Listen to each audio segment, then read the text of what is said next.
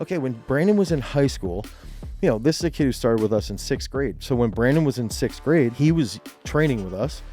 He was very bad at back squats. He was taller, he was longer, he was lanky.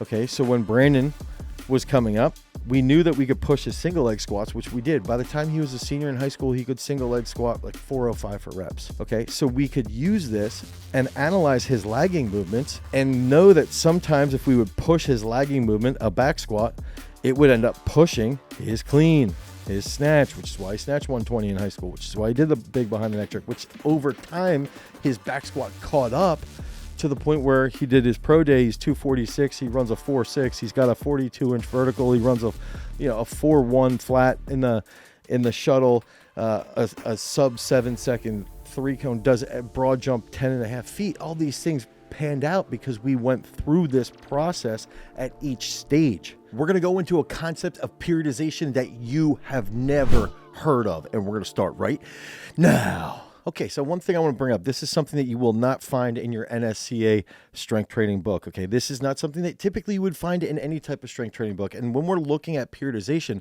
I want to just immediately dial in that periodization is the thought and the concept of planning and laying out specific periods so that we can ultimately lead to peak performance in some type of athletic venture, right? So if we can set that up, that's the overarching, simple, basic thought process. Now, when we're looking at customization, okay, a lot of parents might come in, a lot of parents might approach coaches and they say, I want you to do, individualized training. I want you to make a custom program specific to my kid. They're doing whatever, X, Y, or Z. And these things can happen very easily in like a one-off setting. You can put a kid through some type of assessment, and then you can then just make this argument that, hey, this is how I'm doing this in this specific workout. I'm going to be providing your kid this custom program, this sport-specific program for their needs, and then we're going to build and do that day over day. And eventually everybody ends up doing sort of like the same exact program. Now, what I think ends up lacking, and the reason why I mentioned this with the NSCA, is that we have all of this research, we have all this information, we have all of these thought processes, we have all the great coaches in the United States, and we have never come up with some type of method or some type of periodization method that is built out based off of customized programming, based off of legitimately taking this static document, essentially a static scheme or program of periodization, and then apply it individually. We've never done that. And so this is something that over the last 10 to 15 years, since 2008, I've been trying to build out, I've been working on, the first layer being parabolic periodization, and then continuously building that out further.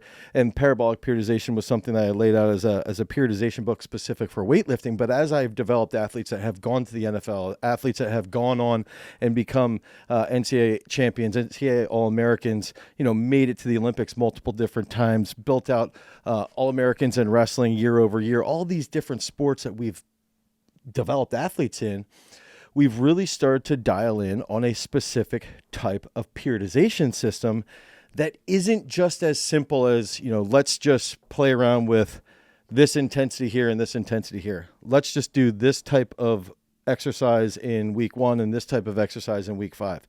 Instead, this is what we're calling the levels method, okay, built into parabolic periodization. And so this is a means that I'm going to lay out for everybody. This is a means to now customize the periodization model, okay, so that we can then develop an athlete individually very clearly, but the guidelines and the actual framework is a relatively, pseudo-static framework that we've laid out, we've built upon over the last 15 to 20 years. And so that's like the big aspect that I wanted to play on, is that the biggest thing right off the bat is that no one has actually done this. No one has actually gone out and tried to document this, because I think oftentimes when we're looking at sports scientists, they're studying very specific problems here, and they never are really developing athletes. So there's a disconnect. Okay. And we need sports scientists to study very specific problems. What's up, guys? Our podcast and our channel are sponsored by our own strength training app, Peak Strength. The entire focus of Peak Strength is to provide you guys with the absolute best sports performance app that you could ever imagine. We build out the programs on the back end. We take in all of these different decisions that we learned here on site at Garage Strength so that we can then apply it to you so you can improve your training. So if you guys want to improve your overall sports performance, head over to peakstrength.app, the Google Play Store or the Apple iOS Store. Download Peak Strength. You'll get a free week of training, and then you can start getting on those gains, get those reps done so that you can become a champion. Now, let's get back to the video. Peace. And then we have the coaches who are in the room or who are on the field or, in the actual, involved with the weight room, and they never really have time to take a step back and think through what can we develop that is going to be very specific to our athletes. And I've been fortunate enough that I've gone to a couple different, Division I, Power 5 football programs, Power 4 football programs, and I've talked to coaches and seen how they do things. And there's always been a form of blocking their athletes, but it's never been overly customized or overly individualized. And they've never really even altered how they monitor volume based off of the actual individual, and they've never really looked at those different concepts to try and really dial in the periodization model so that we can work with athletes in different sports at different times of their career with very moving pieces along the way. And so that's what I'm going to lay out here, is that the most important thing is that we've got to do an inventory of what we need for periodization. Okay, so if we're looking at periodization immediately, there's a couple different factors that we have to think through. Okay, one, the sport. Okay, so when we're looking at laying out the different overarching factors, we have to think about the sport. Okay, so when we're thinking about the sports, this is a brief introduction here. We're thinking through sports depth. Okay, so we're looking at sport depth, 1, 2, 3, 4, 5. And the way we lay out a sport depth is sport depth 1 would be athletes that are going to be very power specific. Think about a weightlifter, think about a shot putter, think about even to a point like a defensive lineman, minimal amounts of locomotion. Okay, so those are like sport depth 1, very absolute strength specific, very focused on being as explosive and as powerful as possible. Sport depth 2, this is where you would see someone like a running back, a linebacker, rugby athletes lumped into sport depth 2. Okay, sport depth 3, this is the combat sport depth. So this is where we're going to be looking at, think about a wrestler, MMA, boxing, judo, jiu-jitsu. That's where we're going to see sport depth 3. They need to be strong, but they also have to have high levels of endurance. They need to be explosive, so you've got to really balance all these things. Then we're looking at sport depth 4. Okay, so now we're looking at the constant go, the continuous sport like lacrosse, soccer, field hockey, swimming. These are sports that are going to have much more endurance-based work, but they still need to be fast. They still need to have speed, right? And then we're looking at sport depth 5. That's the great distance. That's the endurance sport. Okay, so that's the first thing. We have to look at the sport. Okay, then the next thing that I like to do is I want to look at the specific exercises. So when we're looking at specific exercises, we have to immediately jump into the exercise system, or the exercise system, and how we identify our exercise system. So we initially look at foundational movements, okay? Then after foundational movements, we look at advanced movements. Then after advanced movements, we look at elite movements. Now, when we're looking at this, we have foundational, advanced, elite, and then over here we have the umbrellas that we would be looking at, like almost like probably less so of an umbrella, but more so in like a flow. Okay, so then we would have technical coordination exercises, so clean, snatch, jerks, variations of that. Okay, absolute strength. So now we're looking at back squat, front squat, single leg squat, bench press, pull-ups. Okay, then hypertrophy movements. So now we're looking at basically machine or isolation-based movements, trying to increase some type of weak point that an athlete might have. So those are accessories. Then we're looking at speed movements. So this could be trying to focus on developing starting strength, acceleration, or max velocity. Then we're looking at plyometric exercises. So this would be hops and jumps.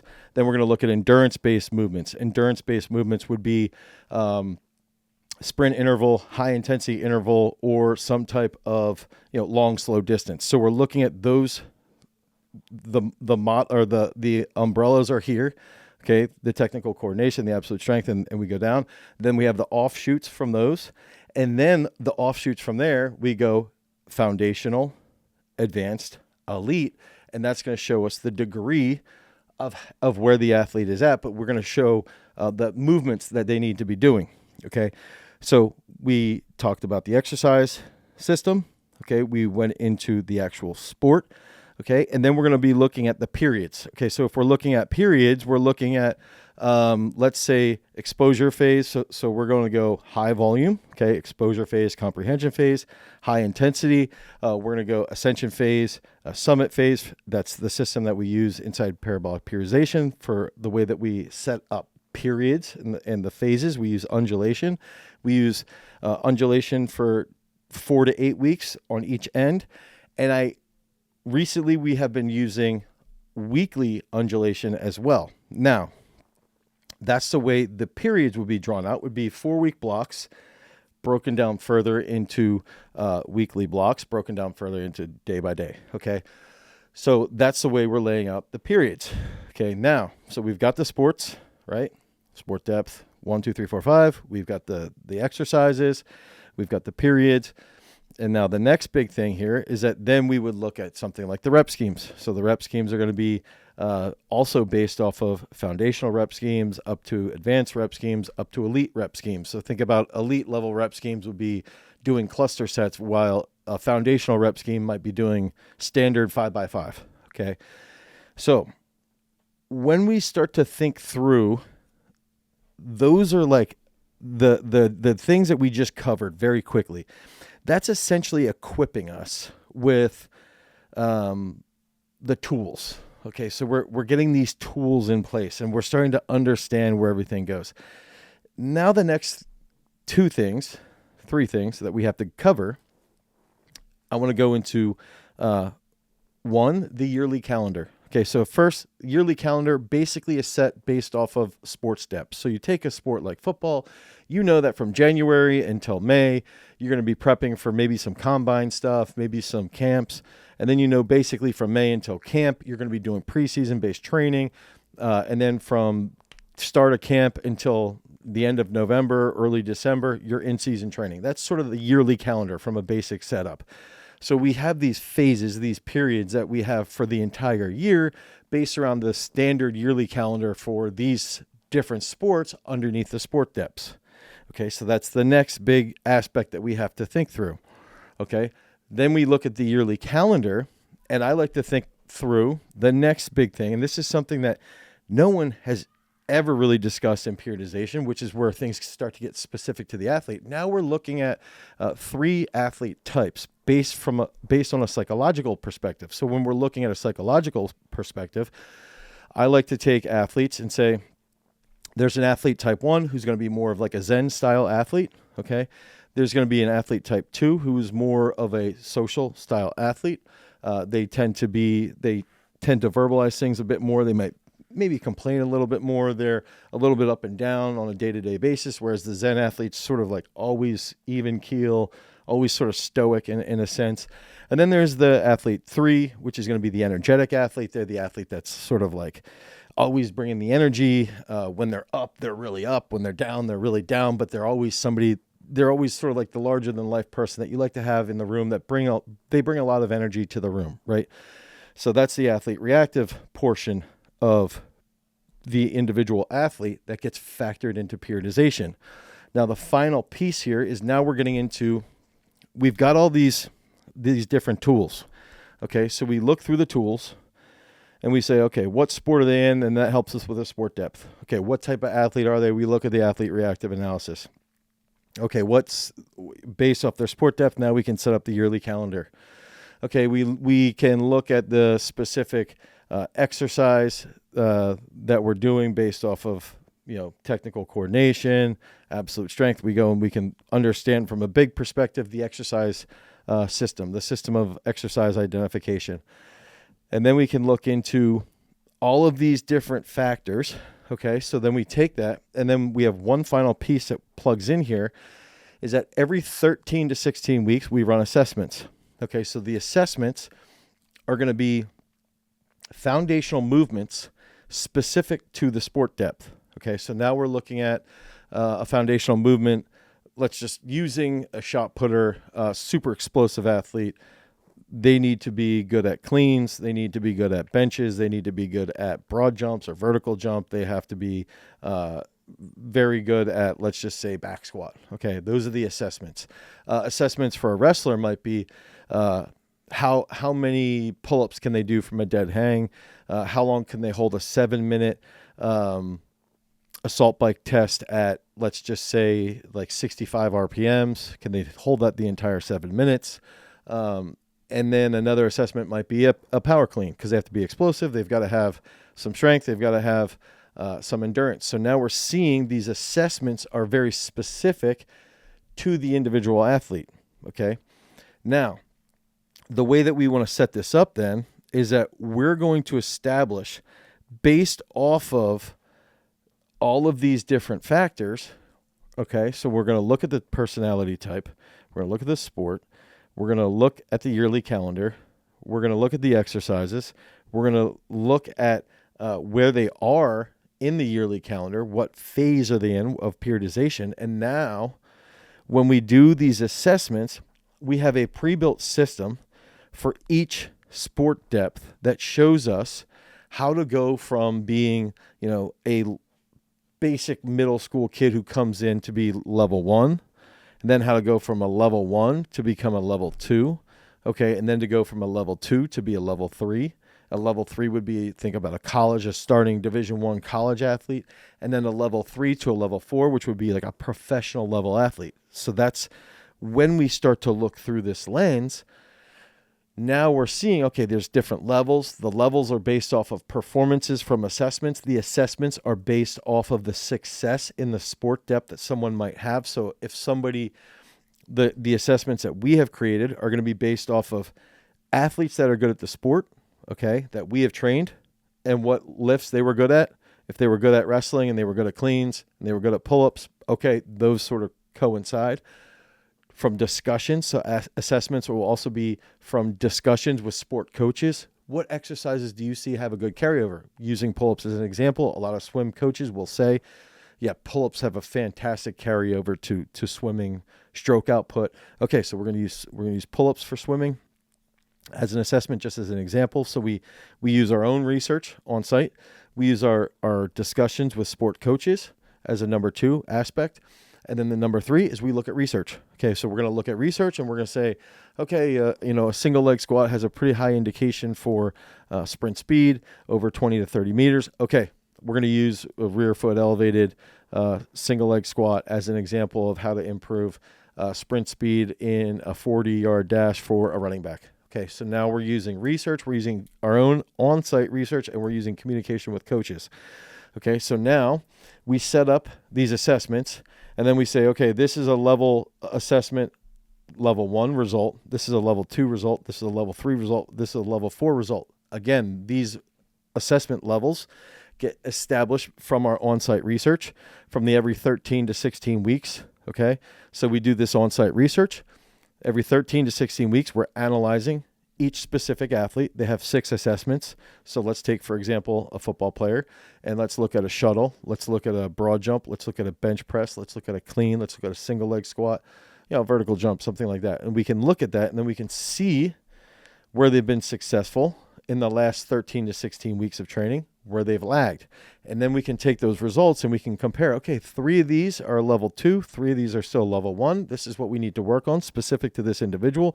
Now we have a spider graph that we can analyze, and we can see where they're at as a level 1 and where we need to make improvements in their overall training, but it's still based off of the overarching thought process of being in sport depth 2, and we know from the results of where they need to go. Now, that's how the system is set up, okay? So this is the levels method. This is the levels method inside of Parabolic periodization that individualizes and specifically caters to every single athlete based off their sport, based off of where they're at on the year, based off their weaknesses. Now, the other factor here, and this is what I think people have always struggled with periodization in general, is that they don't look at things shouldn't count towards periodization at certain points in an athlete's career. Okay. And that's what I'm going to pitch even further here, is that all of these things are moving pieces. So we could talk about, the conjugate method, or we can talk about linear periodization, and we can talk about undulating periodization. We could talk about all these different forms or types, but none of them use any type of system that is actually like full-fledged 100% applicable to where an athlete is at in their current stage and form. Okay. And what we've been working on over the last decade is what we've been putting together inside of our upcoming book. You guys can sign up for the upcoming book. There's a book waitlist link down below. Okay. So you can go join the waitlist and be on that. We're going to release that in the fall of 25. But also, this is how we lay out our training inside of Peak Strength. Our strength training app, Peak Strength, is designed so that someone is out there and they're not training on site here. Now they have the next best, absolutely insanely effective program, so they can go into Peak Strength. They could click the link. That's the second link in our description will be Peak Strength. You can go over, head over to peakstrength.app, the Google Play Store, the Apple iOS Store, download Peak Strength, and you can select the specific workout or the specific goal or the specific actual sport that you want to train for. And that's how the whole system has been built, using the levels method inside of parabolic periodization. So when we're thinking through the levels method, the big factor now is that we want to think through, someone comes in the door. Okay, some athlete comes in the door, they're 13 years old. Okay, so what we want to do then is analyze what type of athlete they are. We can look through everything and we can see, okay, they're a level 1. Okay, so what does level 1 mean? We have those predetermined points where, let's say, an athlete can clean, just throwing out a number, 225. Well, if you can clean 225, that means you're a level 2 athlete specific to that lift, to that movement. Okay, if you can't clean level 1, then, or if you can't clean level 2, let's say you're a defensive tackle, and that's how your assessments are based. It's based off your specific sport, and those assessments are going to be based off of body weight. So let's say you can only clean 100 pounds, right? You just started, you're 12, 13 years old. You're going to be a level 1 athlete. Now, what does that mean? This is a beginner athlete striving towards trying to improve their athleticism, trying to increase their habits, trying to increase their performance, trying to increase their mobility, trying to increase their athleticism. And all we're going to do is train these individuals with fundamental exercises. Okay, so level 1 gets fundamental movements only. They only get clean. They only get squat. They only get single leg squat. They only get bench press. They only get pull-ups. We are just going to use fundamental movements, minimal variations. So that means if we're doing plyometrics, the fundamental movements, box jump, jump rope, fundamentals. That's it. If we're doing speed stuff, they're just doing starts. They're just doing 20s. They're just doing 40s. They're doing fundamental work. Okay. If they're doing, if we have a level 5, if we have a sport depth 5, they're either just doing fundamental strength stuff, and then on their training, most likely they're just doing slow distance work. If we're doing endurance work, and if they're doing speed work, we're going to do 60s. Very fundamental, nothing fancy at all. Now, the complexity of periodization is that nothing's counted. Literally nothing is measured. Nothing. So the reps aren't counted. Intensity is not measured. Nothing is measured. All we're trying to do is we're trying to get this kid in the gym 4 to 5 days a week. They're going to learn the progressions to clean. They're going to learn possibly how to front squat. They're going to learn possibly how to back squat, how to do single leg squat, how to do a bench press, how to do pull-ups. And we want to get them to show up 4 to 5 days a week. And we can take those habits now and build upon them. And we're not going to worry if they get 300 reps in a day or if they get 150 reps in a day. We are going to worry about them showing up, and we want to focus on long-term development. That's all we want to focus on. We want to get this kid from a level 1 to a level 2. And we need to get all 6 of the assessments to level 2 for them to just tick the box and get out of level 1 to go to level 2. Because when you go to level 2, now we get a little bit better we get a little bit more, not better, but more advanced exercises. We might get a little bit more advanced periodization. We might get a little bit more advanced monitoring, just a couple different things, because now they've created these adaptations. They've learned how to do the progressions. They've learned how to get to this point. They've learned the habits. They've learned the buy-in. They've learned what it takes to make progress through these specific points. So typically a level 1 is going to be a kid who's 10 to 16 years of age. Sometimes it might be an athlete who's older, who's just getting into sports, like a master's athlete who's never done anything like athletic in their entire life. They want to become more active. But typically when we're dealing with actual athletes that are younger, it's going to be 10 to 16 years old. Okay, those are going to be the level 1s. And I just want to go back over it. They're only going to get foundational movements. We're not going to count any of their reps towards anything. We're not going to measure intensity, because some days these kids might come in and they might hit huge, 90% intensity for a set of 5. The next day they might not have slept well, and it might be 70% is really hard. All these things vary quite a bit. Okay, so we're not measuring any of this stuff because we don't want to get caught up in the little nitty gritty things, the minutia that doesn't matter. We want the kid to come to the gym. That's what we want. And when we worry too much about all these little details based off of a periodization model that is outdated or that doesn't develop long term, guess what happens? The kid stops showing up, and now all of a sudden that level 1 kid doesn't ever get developed because he just didn't want to come train. They had an athlete, or they had a coach worrying about these little things that don't matter. So we want to focus on what matters at that level. And that level is learning technique, learning movement patterns, learning habits, period. Level 2. Okay, so this is where we're going to have an athlete that is going to be have more experience in training. They're striving towards becoming more advanced. They want to become, they want to try to get to the point where they can set themselves up to play college football. So they want to train. They want to get to the point where junior, senior year, I might be able to go play college football. I want to go play college basketball. I want to go play a college sport. Okay, it doesn't have to be football, right?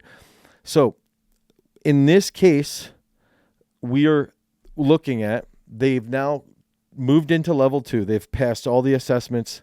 It's another 13-week block. They've passed all the assessments. Now they're level 2. The complexity of movement that gets established now is, okay, now we can look at these kids. They're going to do still the fundamental movements. And this is where we're going to see fundamental movement patterns rapidly increase. Fundamental movement execution rapidly increases. Okay, so now they're getting quicker and quicker with how they are able to do these movements. They get strong very, very quickly at this point because they're so dialed in with their technique on the foundational movement patterns.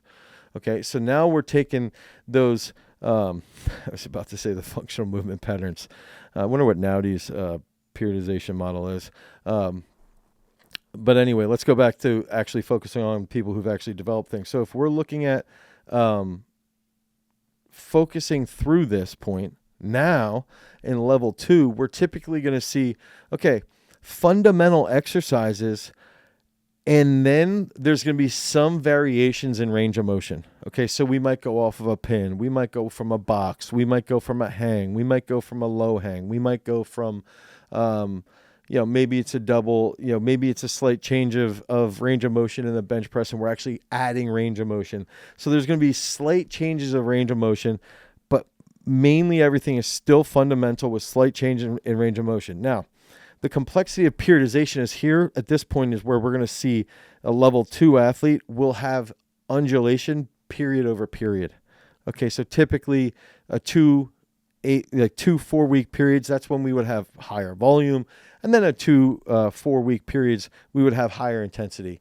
It's going to be a little bit more of a linear fashion at this point, but the periods are still undulating to a point. Okay, so we're going to try to develop that.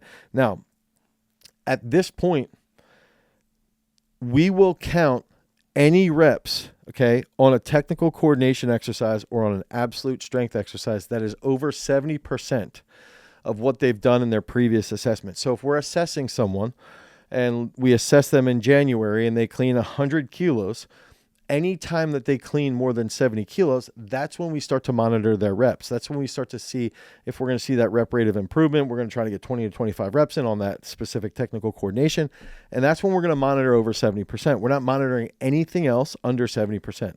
So technical coordination, absolute strength. If they bench press 100 kilos, we'll monitor 70 to 100 kilos.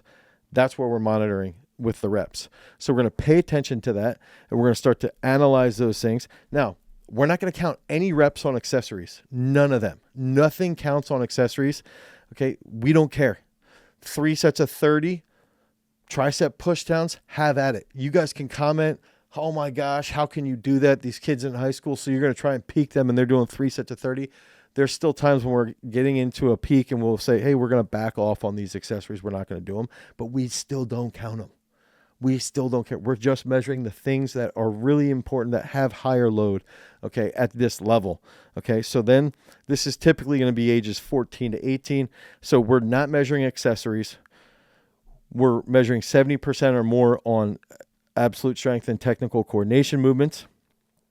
And then on top of that, we're minimally counting jumps and hops. We want to make sure that they're hitting about 100 to 150 total in a week, and that's about it. We just want to make sure that they get to that point. Now, what we want to look for is that we're going to start to just chart out the total reps for technical coordination, absolute strength, and jumps. That's all we're going to really be looking at and charting out over time.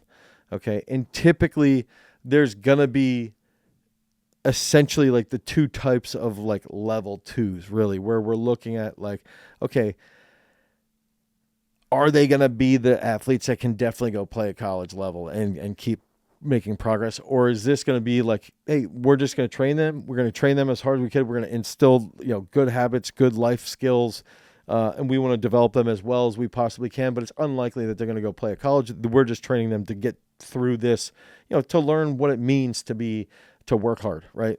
So there's really those 2 types. Now, once an athlete takes that level 2, and there might be an assessment, and this happens where we might have a kid in 10th grade and they take these assessments, they go through the assessment on a week, and they go through and they, let's talk about a D end, and they go clean 315, they go single leg squat, 170 kilos, they go bench press 350, they got a 10-foot broad jump, they got a 4.6 in the 40, they got a 4.2 in the shuttle, and we're looking at it, this kid's a level 3 and he's in 10th grade. That happens. It 100% happens, and they progress out of a level 2 to become a level 3. And it all starts with, because at level 1, we just want to get the reps and we want to imprint as much as possible. Level 2, we want to keep the habits rolling, and we're going to start to measure things specifically. And now what we see is that when they get to level 3, okay, so this is a kid who's working as hard as they can. They want to go, they're at the college level, or they're capable of being in the college level. And then what they're going to do is they're going to take this college level ability and they're going to start to train to eventually become a level 4, which is the professional level. But when we're looking at a level 3, okay, now we're going to start using fundamental exercises. Now we're going to start using more advanced exercises. So advanced exercises is going to be more partials. There's going to be more pauses. There's going to be like pause below the knee hang clean. They're going to be pause benches. They're going to pause at a dead hang. There's going to be, pause in a single leg in a split stance. There's going to be double bounce, front squats, all these different things. Okay. They start to get more advanced exercises. Okay. Now, exercises and all of these things also are factored into the personality type. So now we can really see, we've spent 2, 3, 4 years with a kid. We know what type of personality they have. Are they a Zen kid? Are they a social kid? Are they an energetic kid? And we can see, based off of that, we start to use the athlete reactive analysis more so into their periodization curve. So we would base everything off of undulation, on a weekly basis, high intensity, high volume, high intensity, high volume. But then we're also trying to monitor and manage fatigue based off of their personality type. A kid like a Zen, doesn't matter. We can just keep putting more volume, more volume on them. A kid that's more of an energetic kid, there's a point in the middle week 2, week 3 that we got to back off, because they're going to just kill themselves at this point with the tons of volume and intensity. They're just going to push as hard as possible. So now the reps are being counted on all accessories. Okay, so now the reps are counted on all hops and jumps as a guide. We want to see, are they getting 100 to 150 hops? Are they getting 50 jumps? So usually about 200, right? So we want to see this. And at this specific point, this is all still going back to the sport depth that they're in. Okay. And now each time that they go up a level, they unlock on a certain key to the periodization that they need to use. They unlock exercises that they might use. They unlock rep schemes that they might need at the next level. They unlock movements, right? As I mentioned, and then they can get through this, and then we can learn from them as they move through those periods, and we can see, okay, now this is very specific and individualized. We're testing them 13 to 16 weeks over and over and over again. We're using assessments based off of the success, the historical success, the research-based success, the discussions, and we're adapting every single plan based off of where they're at in these. And we even use things like flying assessments. So in the middle of a training period, we might just be randomly testing someone. They don't even know, but we can see where they're at. And we know based off the spider graph, okay, this exercise is a lot better. Now we can sort of back off of this and try to push this other lagging movement as a level 3 to try and get them to a level 4, because now they're in college and we want to try to get them to be professional level athletes. Let's use somebody like Brandon George, who recently just left to go play for the Chiefs, for the Kansas City Chiefs. So we can look at him and say, okay, when Brandon was in high school, this is a kid who started with us in 6th grade. So when Brandon was in 6th grade, he was training with us. He was very bad at back squats. He was taller, he was longer, he was lanky. Okay, so when Brandon was coming up, we knew that we could push his single leg squats, which we did. By the time he was a senior in high school, he could single leg squat like 405 for reps. Okay, we knew that his weakness was his back squat because he was so tall. So we would use that and push, because we did these regular assessments. And this is when we were really doing a lot of research on the system, is like, okay, let's get Brandon's back squat to go up, so that he could get to the point where he could clean 330 in high school with good form, with good movement patterns. Get to the point where he could do a behind the neck jerk with 160 kilos, good movement patterns. Okay, so we could use this and analyze his lagging movements and know that sometimes if we would push his lagging movement, a back squat, it would end up pushing his clean, his snatch, which is why he snatched 120 in high school, which is why he did the big behind the neck jerk, which over time his back squat caught up to the point where he did his pro day. He's 246. He runs a 4.6. He's got a 42-inch vertical. He runs a 4.1 flat in the shuttle, a sub 7-second 3-cone, does a broad jump 10.5 feet. All these things panned out because we went through this process at each stage. Now, when we keep moving, okay, we go into that level 3. At this point, they've got a career. The athlete's got a career under their belt. And this is where we're still using the assessment system. It might more so be at this stage that the assessment system is only once or twice a year, and it's more flying, okay, because they have a more complex schedule, and they have a more complex system of competition. But then they're going through this. They're now professional level athletes that are trying to achieve greatness. So the complexity of the movements comes into fundamentals, advanced, elite. And when you're at the level 3, you will start to get some elite level exercises. Now, some of the elite level exercises might be reflexive based movements, like a dumbbell drop snatch or a barbell single leg snatch to a box, or a good morning into a push press, things that are much more challenging to do. Okay. Now we start to use them at level 3, level 4. We want to wait to use those tools. So now they're getting foundational, advanced, elite movements. We're monitoring reps on all exercises across the board. Okay. They have undulating weeks, sometimes undulating days. Every single thing is accounted for. So now that we can also see when they're doing their competitive sport, what is the implication? What are the results? What's happening on a day-to-day basis? And then we can take a step back essentially every phase and look at this and be like, okay, using Brandon as an example, We had to make sure that when he left to go to the Chiefs that he felt good. He was in a good spot. He didn't need to be beaten down or anything like that. We needed to know what exercises work so well for him. How much volume does he respond well to? What type of athlete is he? He's more of a Zen style athlete. So we know that we can put a little more volume on him, but still when we back off, he's going to feel good. He's going to leave to go to KC. He's going to go out to Kansas City. He's going to feel good. And he hopefully makes the NFL. Hopefully makes the team. He signed with them, and we'll see what happens, this coming fall. But that level 4 is the super advanced athlete who's doing all the different advanced exercises, who's doing all the different advanced movement patterns, who's doing all the very, very specific minutia, nitty gritty, every little possible thing that you can think of. But the system is still the same as the kid who comes in who's 12 to 13 years old. The process is still the same. They come in, we identify the sport depth that they're in. If they're a multi-sport athlete, we try to analyze based off of their priorities. We take them through some assessments. We put them on a program based off of those assessments. We analyze and we periodize based off of that. We prioritize things that actually matter based off of the level of where they're at. We look at the yearly calendar. We know how to plug and play based off of when they're starting to train, based off of if they're coming back from an injury or not, based off if they're, just starting, right?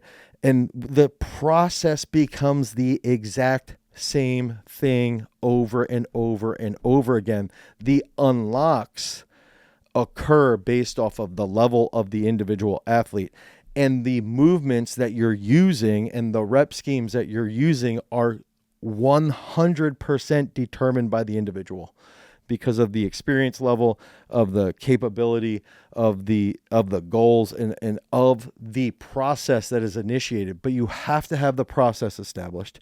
You have to have all the tools established, okay? And then you use the tools and the process to create the individualized program. That is how you have to work through all of these different aspects. And it's something that the more you practice it, the more you implement it, the more you have the experience with it, the more refined it can then become, and the better we get as coaches. So I hope this is something that helps you. I hope this has helped with your programming, your periodization. This is the Parabolic periodization system, using the levels method to individualize and customize every single program for every type of athlete across all different sports. Again, if you guys are interested in joining that book list or getting inside Peak Strength, click on the links down below. If you want more content like this, click on this card right here, because remember, freaks, if you want to become a champion or develop a whole bunch of champions, you've always got to cultivate your power. Peace.